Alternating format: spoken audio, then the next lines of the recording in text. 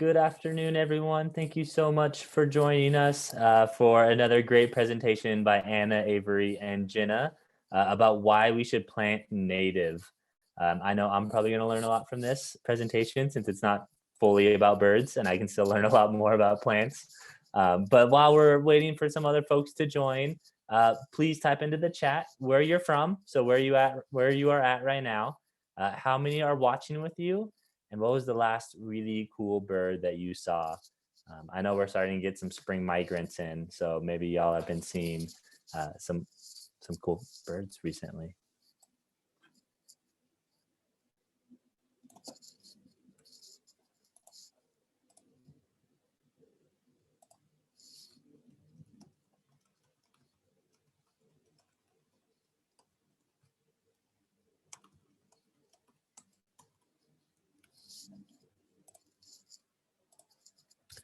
All right. North Dakota. Awesome. Robin. Wow. Turkeys. Carly saw a Cooper's hawk. Ooh, a tree swallow. They are coming back. I've not seen one yet. I'm currently in Westminster, and I saw an osprey and a bald eagle yesterday when I was at the dog park, which was really cool. So continue to type in where you're zooming from, how many are watching with you, and what was the last really cool bird that you saw. We're gonna get started because I'm sure Anna and Avery and Jenna all have a bunch of really cool information for all us to learn. But again, my name is Tyler, and I am the Camp and Community Coordinator for the Bird Conservancy of the Rockies. And I am just kind of here to help Anna and Avery and Jenna out and be a sponsor for these presentations. So thank you all so much for joining us. These presentations are all recorded. Again, this is the third one that we've done in the last 3 weeks. So if you've missed any of the previous ones, don't worry. They're up on our YouTube channel, which I will send a link to, so you can catch up on all the things that we've been learning throughout this series. And I'm going to pass it over to Anna, and we can get started. But if you have not filled it out in the chat yet, please let us know where you're zooming from, how many are watching with you, and the last cool bird that you saw. It does help us secure funding for programs like this. So Anna, take it away. Hello everyone, my name is Anna, and also speaking with me today is Jenna and Avery. So again, welcome. Thank you so much for joining us. Today we're going to be talking about why should we plant native. You've probably heard that planting native is good for the environment. Today we're going to really explore why we should do that. However, we're not going to start quite yet. There's two things we're going to do first. First, we're going to go over some Zoom controls. If you've been here for our other presentations, this might seem repetitive, but we do have some few new people here today, so we're still going to go over that in case anyone needs it. And then we're also going to take a pre-survey. So Avery is going to start us off with both of these things.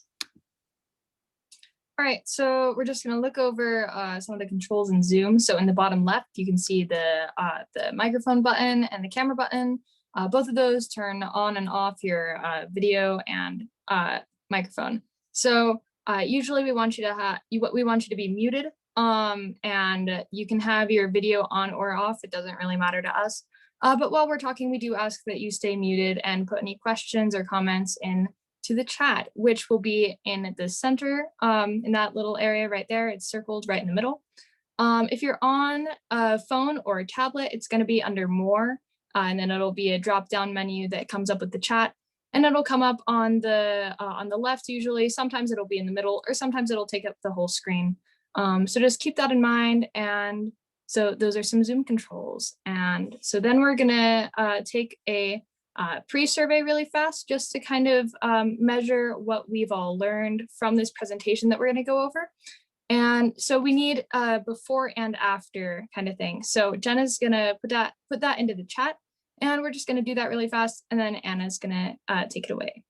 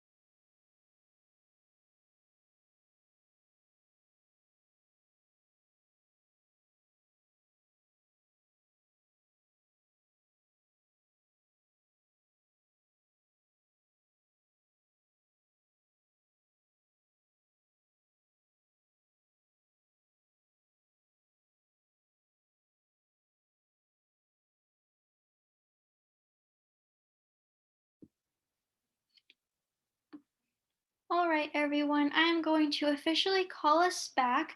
If you're still working on our pre-survey, feel free to keep working as I get us started. So again, our presentation today is why should we plant native? We're going to start off today talking about ecosystems and some related terminology. Then we're going to talk about native plants and their benefits, invasive plants and their consequences, and then we're also going to tie all of these different types of plants to birds. We are going to finish today by talking about lawns and how they're really not that great for the environment and what you can do instead. So Jenna's going to start us off with talking about ecosystems. Alrighty, so hello, I'm Jenna, and out of curiosity, does anyone know what ecosystem is? You can put it in the chat.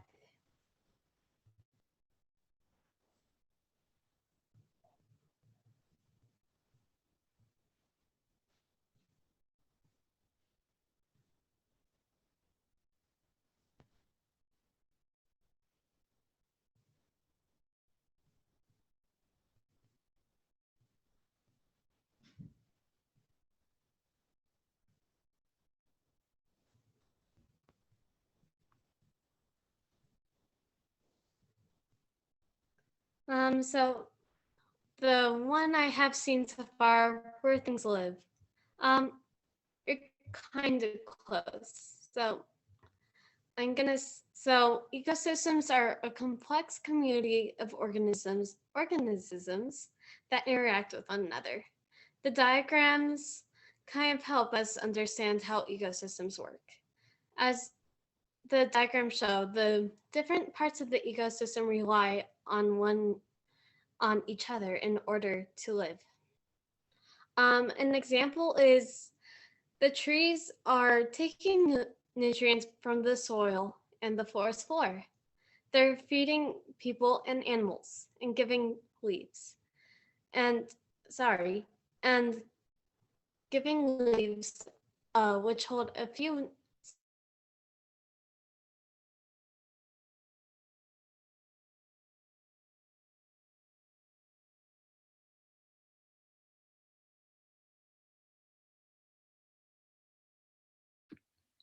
All right, so Janet is having a little bit of technical difficulties. I don't think it cut her off, but if you guys can't hear anything she's saying, you guys can just let us know in the chat and I'll summarize everything she was saying, but I think that she got it all out there. So next we're going to go over some related terms to make sure that we're on the same page about all of these different types of things.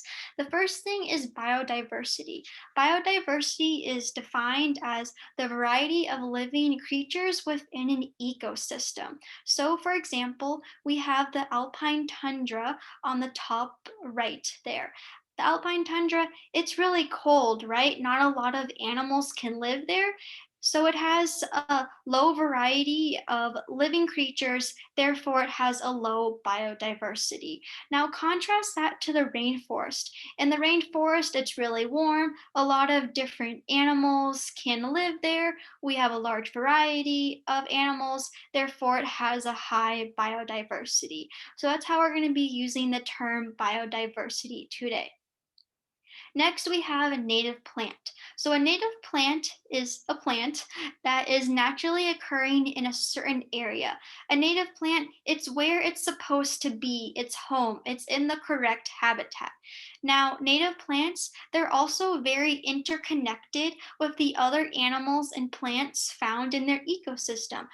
The diagrams that we just went over with Jenna, right? The plants are very intertwined, interconnected. There's a lot of different relationships with the other creatures in our ecosystem. And we're going to talk a lot more how they are interconnected in a moment. Lastly, we have an invasive plant. An invasive plant is a plant that is not a naturally occurring in an ecosystem. It's not supposed to be there. It's a stranger in a foreign land, basically. However, that's not all. Invasive plants, focus on that word invasive. they invade, they spread. And as they spread, they negatively impact other organisms. So we can have non-native plants and we can have invasive plants. Both of these plants, they're not where they're supposed to be, but the difference is invasive plants, they're also spreading their and through as they're spreading, they're negatively impacting other creatures and those other native creatures too. So it's important to understand that difference.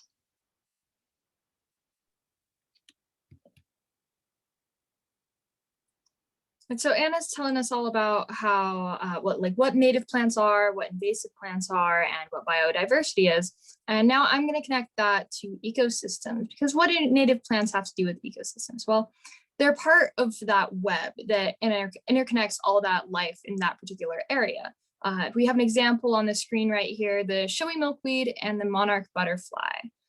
The monarch butterfly relies pretty much exclusively on the showy milkweed. It lays its eggs there and they can thrive there. They have food from that plant and they can survive really, really well.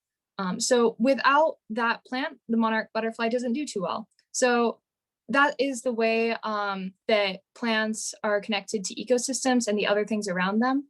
They're just kind of connected in that web of interactions, which I think is really cool. The showy milkweed also provides a variety, it provides food to a variety of insects, rabbits, and deer. Just a lot of different animals and bugs rely on this milkweed. So it's a really important plant. And there's usually a bunch of different plants that are really important in each ecosystem that different species rely on.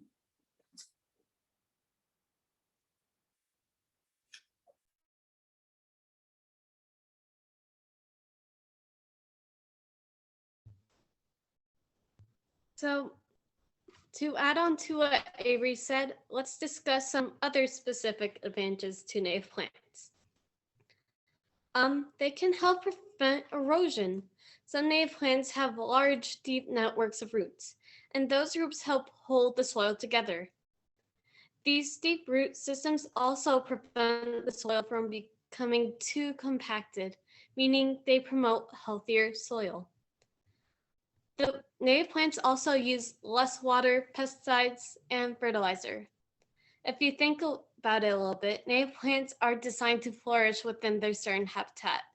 For example, they require the amount of water their habitat naturally provides. So they don't need extra watering like a non-native plant might. Since they require less gas-powered gardening tools such as fertilizers, they can cause less air and water pollution than a lawn. They also increase biodiversity because they provide resources such as food and shelter to many animals, which allows those animals to live within that ecosystem. Native plants are also really important because of this idea of specialization. So specialization is when two species, such as a plant and a plant, or a plant and an animal, when two certain species interact with each other in a special way that cannot happen between any other two species. It's an exclusive relationship. It's special. An example of this would be our monarch butterfly, right?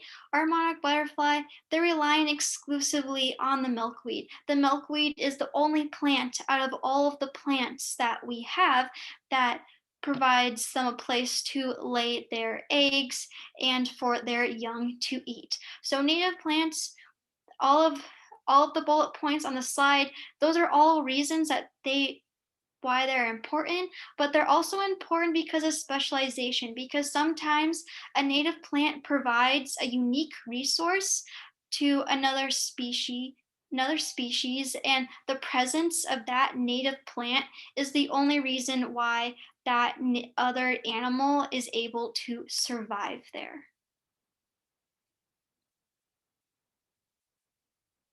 Now, we have a question for you guys. That question is, what happens when an invasive plant is introduced? And you guys just feel free to use the chat, you don't even have to type a full sentence if you don't want to, but let's get some guesses. What do we think happens when invasive plant is introduced? So let's say we have our happy little ecosystem, right? It has a bunch of native plants and they're giving resources to the animals. The animals, they're thriving, everyone's happy. The ecosystem is doing really well. So what do we think happens when that invasive plant comes along? Maria's saying taking over. Carly says it takes over and uses resources without giving back. Awesome. Pushing out natives. So yeah, you guys are totally right. When an invasive plant comes along, it takes over. Remember, it's invasive, it's invading, it's spreading. And as it spreads, it negatively impacts other organisms. So for our native plants, as the invasive plant is taking over, now there's not enough resources and space for our native plant to exist. So our native plant is going to disappear. Now, when our native plant disappears, other animals might disappear, like the insects that rely on that native plant for food. And when those those little insects and smaller animals disappear, the predators of those animals, such as amphibians and birds, they're also going to disappear. And then the predators of those predators disappear. And there's a whole chain reaction that happens. So it's important to understand invasive plants, they push out the native species, but they're not just affecting the native plant. They're also affecting all of these other species that rely on the native plant in some way, whether that's directly like our butterfly or indirectly like our toad. Now, this is why, and we're going to explain more about this in a moment, but this is basically how invasive plants decrease biodiversity. Not only are they removing the native plant from the ecosystem, but they also might potentially be moving these other species like butterflies and our toads and our birds. So yeah, great job, guys. You guys all right answers I see, and thank you for participating. Right, so as Anna just showed us, invasive plants can decrease biodiversity by pushing out the native plants that animals rely on. The invasive plants don't provide the same resources as the native plants. Just like Carly said in the chat earlier, they take up the resources without giving anything back. And so since they don't produce the same resources that the native plants did, the animals that rely on those can't exist in that habitat anymore. And so you get a smaller and smaller number of species. In other words, it decreases biodiversity. Some invasive plants have smaller roots, so they don't take hold of the soil the same way other plants do. So they don't decrease the risk of erosion as much. So you're more likely to get a flat landscape with a monoculture, which is just one species in like a whole area. And so that's like, it might be pretty if it's a pretty plant, but at the same time, it isn't really healthy for that environment, and it doesn't support animal life or bug life or other plant life even. So yeah, so monocultures are just when an invasive species pushes the native plants out. And according to the US Forest Service, invasive species have contributed to the decline of 42% threatened or endangered species in the US. And it takes a lot of money to remove invasive species. And these removals aren't always effective. And some invasive plants are toxic to animals. So we really want to get those invasive plants out of there, but it can be a really expensive process and it isn't always effective. So that's a big problem. And on the topic of monocultures, I'm just going to go off on a little anecdote here. Our Girl Scout troop actually went to Iceland a couple years ago. It was a really lovely experience, and there was a whole bunch of different plant life. And when we got there, the place we were staying at had this big hill by it, and it was covered in these purple lupines. And we were like, wow, those are beautiful, vibrant flowers. Those are awesome. And the people that were showing us around are like, yeah, those aren't supposed to be here. They're an invasive species. And there were tons of them. And so it's just really crazy to think about that and know that that was an invasive species that was actually pushing other plants out. That was really unhealthy for the environment. It was completely destroying the ecosystem of that hill and eventually going to mess with the ecosystem of the rest of the area. So that's really not good. So now we are going to talk about some of the invasive plants in Colorado that you will probably want to avoid. We will be giving out a link to an invasive plant database where there are many, and there are many online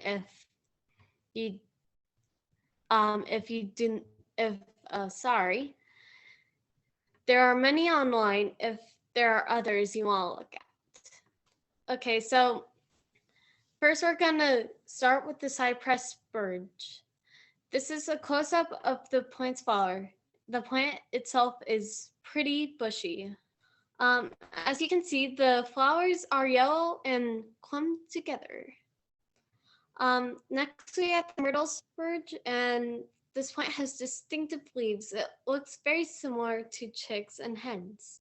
This plant is poisonous, and its discharge can irritate your skin, so wear gloves whenever you're dealing with this plant. Also, we have an orange hawkweed, which has bright orange flowers, and the petals are a little bit spiky.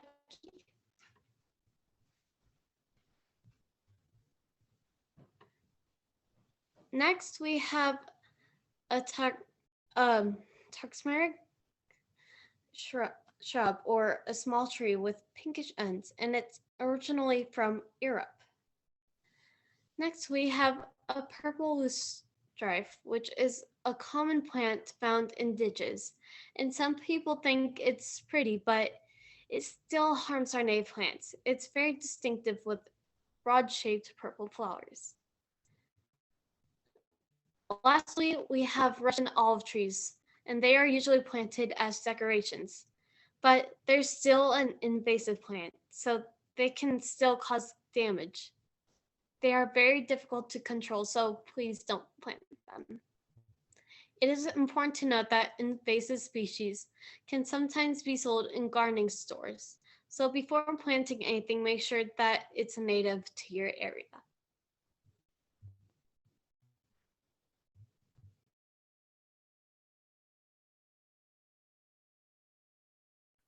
All right. Now, an important part of making sure you aren't planting an invasive species is to know what you're planting. For example, we have our swallowworts and our showy milkweed.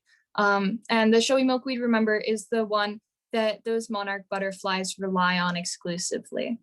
So their leaves look pretty similar. You can see the bottom two pictures are of just the leaves, and they're really pretty similar. And their blooms look pretty similar too, in that star shape. And not only are swallowworts invasive, but monarch butterflies can lay their eggs on it. You might think that that's a good thing, since we touched on earlier that they pretty much only lay their eggs on the showy milkweed, but it's actually a problem, because when their eggs hatch and the caterpillars come out, they can't find any food, because the swallowworts don't provide the same nutrients or food for the caterpillars as the showy milkweed does. So that's a really big problem, because the caterpillars come out of their eggs and they can't find anything to eat. And so that's just really sad. And so this specific invasive species, it doesn't only hurt milkweed by pushing it away, but it also harms the monarch directly. So it's just really important to remember that all these plants have effects beyond just themselves, and that they affect the other plants and the animals and the bugs and everything around them.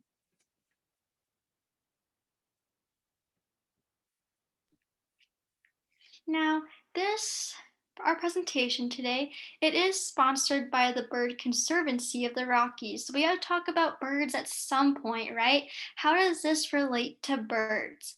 Well, all of the birds you see here from the scrub jay to the Baltimore oriole, all of these birds eat monarch butterflies. Now, it's important to note they don't rely exclusively on monarch butterflies, but it is one of their food sources, and every food source is important in nature because you want to have, if one food source isn't there one year, you have other ones that you can go to. And so, if the monarch disappeared, and if their other food sources started disappearing also, these birds would have to move out of the habitat or they would not survive. The thing is, 96% of all land-based bird species use insects to feed their young. Insects are a major food source for a lot of birds. And you know what insects like? They like plants because plants provide insects with a home, other resources like food. So where the plants go, the insects go, and where the insects are, that's where the birds go. There's that indirect relationship between plants and birds. Plants also provide many other different resources for birds. They can provide a place to nest, such as in a tree or in a shrub. They also provide nesting material like twigs. Some birds use grasses in their nest. And plants can also shelter birds from predators. Now, some plants actually feed birds directly. For example, our hummingbirds, right? They eat nectar, and nectar is directly from the plant. So, all in all, plants provide a lot of resources to birds, and they are very important to birds. Now, I want to bring a personal story into this, and this personal story, it's about my backyard. Quick disclaimer, this is going to take a little bit of imagination because I don't have the real pictures of my backyard. I couldn't find them, and also it's not quite spring yet in Colorado, so not everything is in bloom right now. I couldn't find the pictures I needed to really tell this little story, so it's going to take a little bit of imagination. So bear with me, but I will walk us through it. So my backyard, when my parents first got our home, looked something like this on the left here. It was basically a yard full of dirt. There was nothing else. There was a bunch of dog holes, and it was just dirt, and not a single plant grew, not even a weed, and weeds grow everywhere. It was just barren, that nothing living was there. I mean, in this picture, at least they have, some plants here on the side, right? My backyard, it had no plants at all. Now, as you might imagine, my parents, they didn't really want to have a dirt backyard, so they started planting. Fast forward 20 years, and again, I don't have a photo, so use your imagination, please. But now our backyard is an oasis of plants. We have 8 different trees. We used to have more, but some of them died. We also have a variety of ground cover, shrubs, bushes. We have several different types of grasses. We have flowers. We actually have, I think, we have sunflowers in our yard, and I think they're at least 8 feet tall. And now they're spreading all over. So we have lots of just sunflowers everywhere, lots of other different types of flowers. And we actually even have a vine. So lots of different plants. It is an oasis. When I actually saw the original pictures of my backyard before I was born, I didn't recognize it. That's how dramatic this transformation was. I was looking at the photo at this dirt backyard. I was thinking, hey, this kind of looks familiar. Then in the corner, I could barely see the edge of the deck. And I'm like, wait a second, this is my backyard. Like, that, what a dramatic transformation. I had no idea that my parents did that in our yard, and it was just, you couldn't tell it was the same yard. So as I keep saying, really dramatic transformation. So let's relate this to birds. Where do birds come in, right? So before, with our dirt backyard, as you might expect, not a lot of birds visited that backyard. We got a couple of species, uh, maybe they would sit on the fence and hang out for a while, but not a lot of wildlife activity going on. Now, 20 years later, I have counted to date 32 different bird species in our yard. So we went from a few species to 32 species. And we've also gotten some really unique species. For example, one time we had a pheasant. I live in a suburban neighborhood, so I'm not quite sure where that pheasant came from, but we had a pheasant. We've also had some more unique birds, like a kinglet is somewhere in here, and also the spotted towhee and the lazuli bunting. So as you can see, where the plants go, the birds go. We went from few species to 32 and counting. So that's why it's really important that you plant native, because birds and other animals, they do depend on those plants. They can't exist without those plants. So that's why we want to have those plants in our yard. Now, I'm also going to go off on a little bit of a tangent. It still is related, but not as well. It is related, but it's not really the focus of this slide. So as you might imagine, our backyard, we just don't get birds. We get a lot of other animals. We get squirrels, raccoons, we get gardener snakes. We've seen a very big bull snake that, quite frankly, I don't ever want to see again. It was scary. In one of our bushes, actually, there is a colony of mice. And sometimes when we're inside the house, we'll see a mouse run across the deck. That might freak some people out, but I like mice. That's really cool for me. We also get a large variety of insects like butterflies. Dragonflies really like our backyard for some reason. I'm not really sure why they do, but we get a whole variety of other animals. And actually, my favorite animal that we get is bats. What we can do is, after the sun has gone down during dusk, we can actually sit on our back porch, look up, and we can see actual bats flying through the air in every direction, trying to catch insects. Seeing bats like that is one of the coolest experiences I've ever had. And I had it right in my own backyard. And that's because of plants. So, plants, they're where the animals go, where the plants go, the animals go. Remember, all of our different animals, whether it's an insect, whether it's a bug, whether it's a bug and insect, I meant bird actually. I got my bees mixed up. All of those different types of animals, they depend on plants for shelter and food. And so that's why it is so important that you plant native. It's for our animal friends so we can help them survive in the world.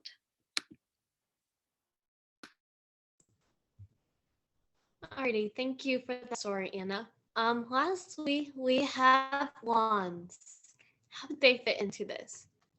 Well, lawns are not the best thing ever. They use more water, pesticides, and fertilizer to grow compared to native plants. That extra fertilizer can contribute to water pollution. As water drains into the nearest body of water, fertilizer is taken with it. Fertilizer dumps large amounts of chemicals into the bodies of water, promoting algae, and algae can takes lots of oxygen out of the water, so less aquatic organisms can survive. Having a lawn also contributes to air pollution. About 5% of America's air pollution is from gas-powered gardening tools, such as lawnmowers. Additionally, there are less biodiversity because grass provides less resources to animals and insects. And lastly, some people now have turf, artificial lawns instead of real grass. This is even worse because the turf grass provides no resources to animals. At least real grass can promote some insects like spiders and dragonflies. When turf grass gets wet from rain, microplastics leach into the soil and bodies of water like the ocean. So please don't get any artificial ones. They are very bad for biodiversity and ecosystems. All right, so we don't like lawns. We don't like turf. So what do we like? We like lots and lots of native plants. Actually, in my yard, we had just a big regular grass lawn at one point. I barely remember it. It was a long time ago. But eventually, we decided to put a bunch of mulch down, and now we have a ton of different plants. We have a bunch of yarrow. We have a few that I don't even know the names of. And we have a broom, which is really awesome. And I know for sure that it's a native plant because I live in Broomfield. So there are fields of broom here. So broom is good. But yeah, so we have this really beautiful, colorful lawn with lots of different plants in it, and we get a bunch of different animals here. We get a bunch of different birds and squirrels and mice, a bunch of stuff, and it's really nice to see how much the environment likes our yard. So that's just nice. So it's good to dedicate some space to native plants, as you can see in the examples here. But you can also see in these pictures that not all of it is native plants. You can see off and to the right of that of one of the pictures that there's some grass there, and that's not necessarily bad. If it's not your whole lawn, if you don't have a monoculture in your yard, then it's still going to promote some life there. You're still going to get some good variety of animals, and you're still going to be promoting the wellness of the ecosystem. So it's also okay, though, if you want to dedicate 100% of your lawn's native plants. I can confirm for you that it's honestly less water for sure that goes into it. Sometimes it's less work, but the plants naturally thrive here. So pay attention to what you're planting, not just because it's good for the environment, but also because it's better for you and your water bill. So just remember to double check that everything you are planting is actually native, and you will have a lovely, diverse lawn. To reiterate, planting native is very important for several different reasons. Our native plants, some of them have really large and deep root networks that help hold the soil together and decrease erosion, or don't promote it, really is what I should say. Our native plants, they also use less water, as Avery just said, and less pesticides and fertilizer. Remember, as I think Jenna said earlier, our native plants, they're designed to live in the environment that they're found in, right? So you don't need to take care of them as much, or you don't need to provide as many resources to help them thrive. They're pretty good at doing it on their own. Now, our native plants, they also result in less water and air pollution compared to our lawns. So native plants really important for the environment, and they're really important for ecosystems, as we've seen through the course of this presentation. Native plants are an integral part. Remember that web we talked about. We want to have all of the pieces in our puzzle, right? Otherwise our puzzle is going to be incomplete, and it might not work how it's supposed to. So our native plants, they're good for ecosystems, they're an integral part of it, and they're providing lots of different resources such as food, water, shelter for our birds, our butterflies, our insects, and all of our different animals. Now, on the other side of that, invasive plants are very bad. They actually promote erosion. Some of them do because they have smaller root networks, so the soil can more easily wash away.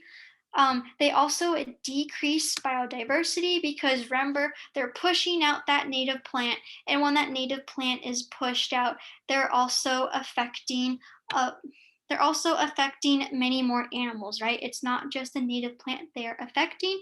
And invasive plants, they take a lot of money to remove.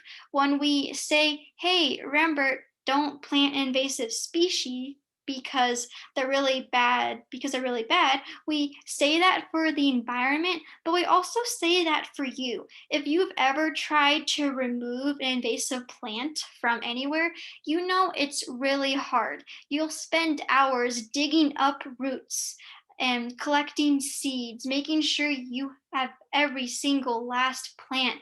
It takes a lot of time and effort, and in some cases, it can take a lot of money. So just save yourself the hassle and plant native. Now, to also help the environment and our animal friends, we want to reduce our lawn just like Avery talked about. You can either make your lawn smaller or you can get rid of it altogether by replacing it with native plants. And really, as Avery just also said, remember, reducing your lawn is not just for the environment. You also benefit by having that lower water bill and by having a lot of fun watching all of the different animals your native plants attract. Since we're all here today, I'm assuming that we're all nature lovers, right? And we like to see the different birds and different animals come and go. And you will definitely get that when you have native plants in your yard. Now that is officially the end of our presentation. However, before we move on to our Q&A session, we are going to take our post survey. So Jenna is going to be dropping that in the chat. There it is. We're going to take 2 minutes to do this. Please let us know if you guys have any problems or any questions. We're going to be back in about 2 minutes for our Q&A session.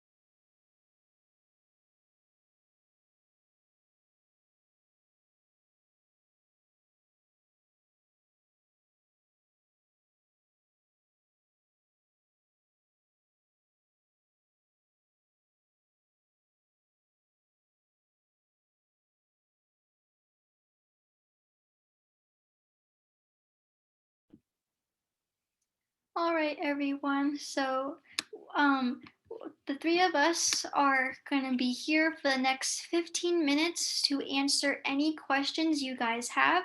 So, if you guys have any questions, feel free to put them in the chat, or you can unmute if you want to. You can ask us about anything we talked about today, the native plants, the invasive plants, how birds related lawns, and all of those good things. So as the questions come in, I'm just going to go down the list and see what questions we have. So Nancy asks, what's the best way to tell if plants are native to your area resource? Yes, I'm glad you asked. So There's no general rule of thumb to tell if native plant if a plant excuse me if a plant is native to your area. There's like no physical characteristic, right? So what we have instead is there are a bunch of native plant databases you can use to research what plants are native in your area and then use those to help you decide what you want to plant. And so, actually, in the thank you email we're going to be sending out to you guys, where there's going to be links to, I think, at least two planting native databases. One of the databases you can search by zip code about which plants are native in your area.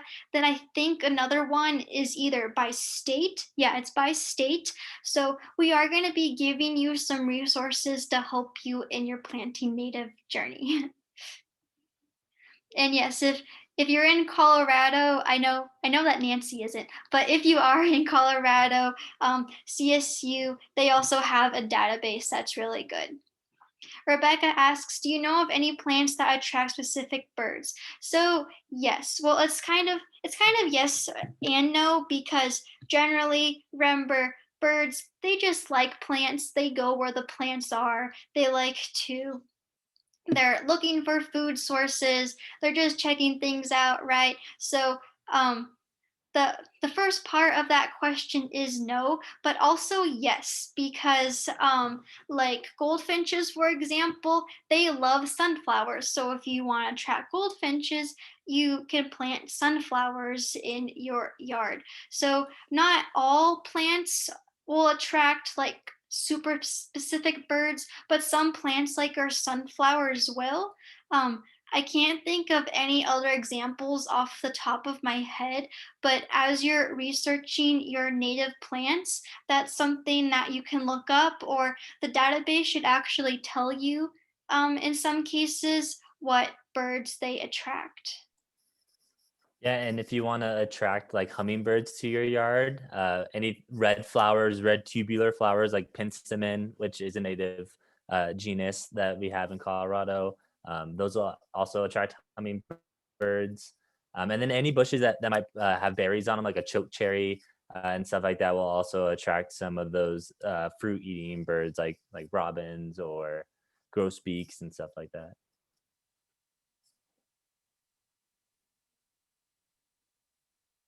Awesome. And if you do live in Colorado or live in the Front Range in general, and if you've never been out to the Old Stone House, which is Bird Conservancy of the Rockies, it's our headquarters. We have fully redone our backyard. I'm sure Anna can picture what it used to look like. Or any bird camper in general, it used to just have dirt and lots of like broken glass and invasive species. And we spent the last year without a lot of visitors putting in all native grasses and native plants. So the whole backyard is buffalo grass now, and then we also have demonstration gardens that will demonstrate what you should plant if you live in certain elevations, and they're all native plants. So if you want to go see a visual resource, head out to Bar Lake and check out what we've done, and hopefully it all comes back this year. We planted them in the fall, so hopefully it's as beautiful as I can picture it to hopefully be this year.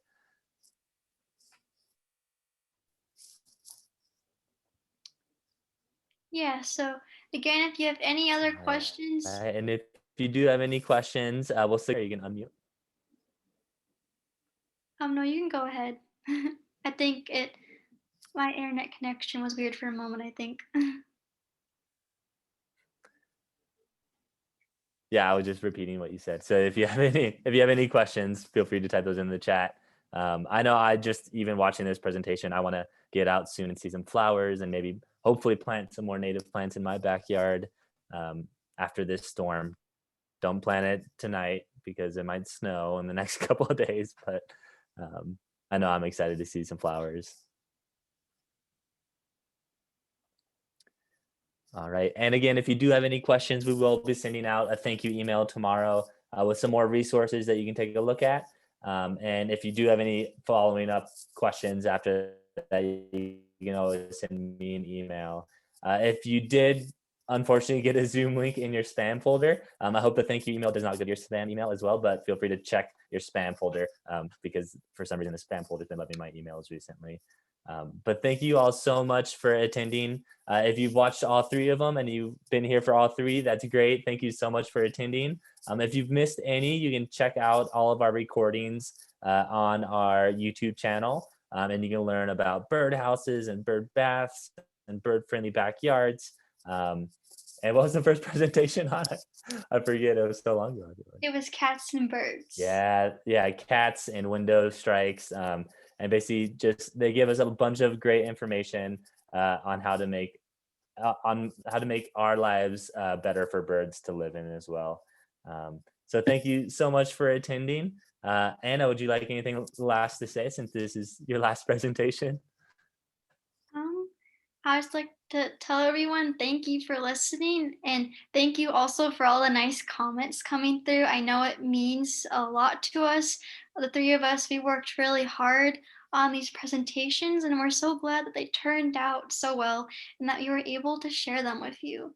So just thank you guys for being here today. Awesome. Yeah, thank you so much, Anna, Avery, and Jenna. I know how much hard work they've put in. Me and Anna have been talking probably for a year now, putting all this together. So they have worked really hard. So thank you all for attending. Again, Bird Conservancy is we are doing in-person programming. So if you'd like to check out a bird walk with us, or if you want to send a kiddo to camp, we do have spots. And hopefully we have just beautiful weather coming up and y'all can get out and plant some native plants and see birds in your backyard or in your local spaces. So I hope you all have a wonderful evening and enjoy the coming of spring. Bye, everyone. All right, goodbye.